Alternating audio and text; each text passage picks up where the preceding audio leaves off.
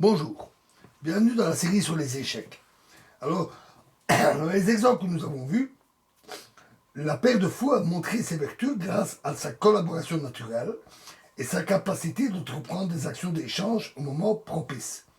Seulement, dans quelques positions caractéristiques à caractère ouvert, avec une distribution de pions symétrique, cette méthode simple est insuffisante.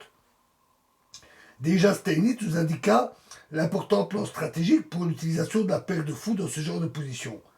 Par une avance de pion, enlever au cavalier adverse, éventuellement aux deux cavaliers, des points d'action favorables, le refouler sur une case défavorable, puis par une percée opportune, exploiter son rayon d'action limité. Dans son livre, Les maîtres de l'échiquier, Ritty donne deux exemples très instructifs qui sont pris dans la pratique du jeu de Steinitz, où le premier champion du monde a montré très clairement sa nouvelle méthode, ce qui conduisit dans la littérature échiquienne à la notion d'avantage de la paire de fous. Alors, le premier que nous allons voir ici est une partie de Rosenthal contre Steinitz qui s'est jouée à Vienne en 1873. Donc E4, E5, cavalier C3, cavalier C6, pardon, cavalier C3, cavalier F3, G6. Alors déjà, ça c'est bizarre. C'est une partie des trois cavaliers, mais le coup G6 n'est pas bon. D4, E prend D4, cavalier prend D4, fou G7, fou E3, cavalier E7. Alors ici, très bon serait dame D2 suivi du grand roc. Mais il a joué fou C4, qui n'est pas mauvais non plus. D6, roc, roc, F4. F4 est une erreur. Cavalier A5, fou D3, D5. Ici, E5 serait erroné à cause de C5 avec gain d'une pièce. Donc, E prend D5,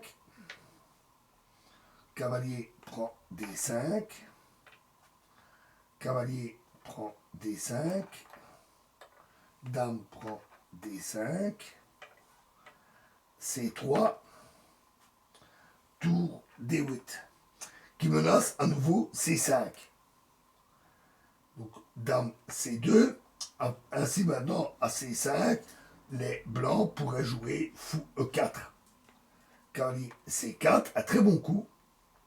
Fou prend C4, dame prend C4, et dame F2. Maintenant, ici, nous avons déjà une position typique, où la paire de fous n'a pas de cible directe. Et les noirs doivent par conséquent surtout limiter la mobilité du cavalier. Cette partie a l'importance historique d'être le premier exemple de la méthode de Steinitz pour exploiter la paire de fous. C5 qui enlève au cavalier son principal point d'action qui est D4. Cavalier F3, B6. Maintenant, à cause de la chaîne de pions noirs, le fou blanc est également gêné dans ses mouvements par son propre pion et la chaîne de pions. Cela montre également pourquoi le coup F4 était erroné. Parce qu'il a interdit l'activité du fou à l'aile roi. Cavalier E5, dame E6, dame F3, fou A6, tour E1, F6, très bon coup, cavalier G4 et H5. À nouveau, le but est ici de refouler le cavalier, cavalier F2 et dame F7. Ce coup dirigé contre F5 et prépare en même temps fou B7 avec attaque contre le point faible G2. Alors, déjà, les blancs sont dans une situation désavantageuse, vu que leurs pièces légères sont limitées dans leur mouvement. Et leur prochain coup va coûter un pion. F5 est une faute. G5, tour D1, fou,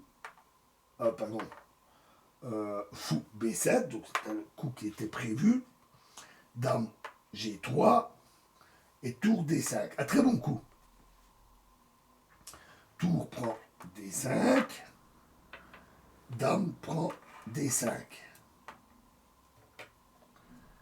Tour D1, dame prend E5. Donc voilà le pion qui tombe.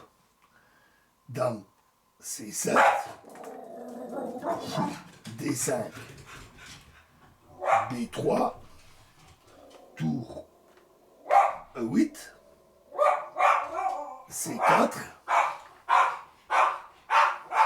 fou F7, fou C1, tour E2, tour F1, dame C2, qui menace évidemment, bien sûr, tour prend F2, dame G3,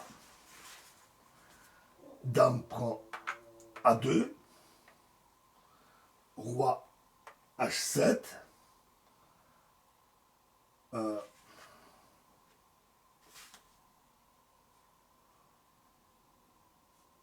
pardon,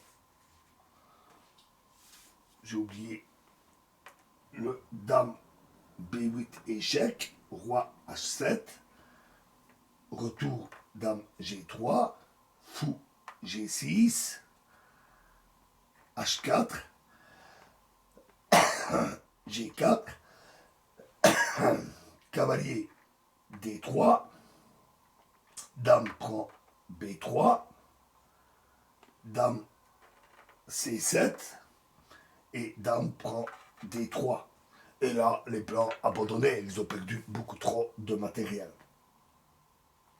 Ici, dans cette partie, la tâche de Steinitz a été facilitée par les deux coups faibles, F4 suivi de F5. C'est pourquoi l'autre exemple, la partie suivante qu'on verra dans la prochaine vidéo, qui a été jouée 10 ans plus tard contre English, est beaucoup plus intéressante. Et nous verrons ça donc dans la prochaine vidéo. Je vous remercie.